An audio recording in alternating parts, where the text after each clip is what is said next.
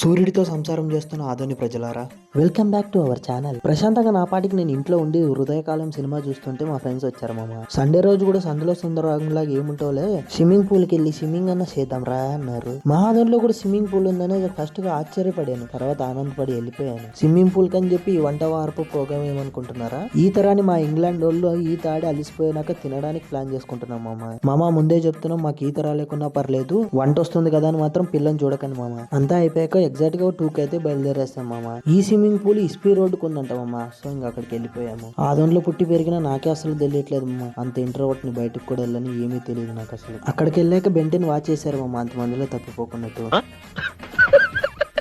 Lockers కూడా provide చేస్తారంట. పిల్ల పుచ్చకాయలకైతే 100 రూపీస్, మాలాంటి ఎటుగా నాయన్లకైతే 149 రూపీస్ అంట. మామ చెప్పడం మర్చితే 30 రూపాయలకి షార్ట్లు కూడా వాళ్ళే ఇస్తారంట. ఇందాకే చెప్పాను కదా మామ, మాలాంటి ఎటుగా నాయన్లు అంటే. సర్లే కానీ మేము ఈత ఆడేది ఉంది, మీరందరూ ఎవరు చూడొద్దండి, నాకు ముందే సిగ్గు. ఈ వీడియోకి ఇంత లైక్ చేసి సబ్స్క్రైబ్ చేసుకో. ఉంటా, బాయ్.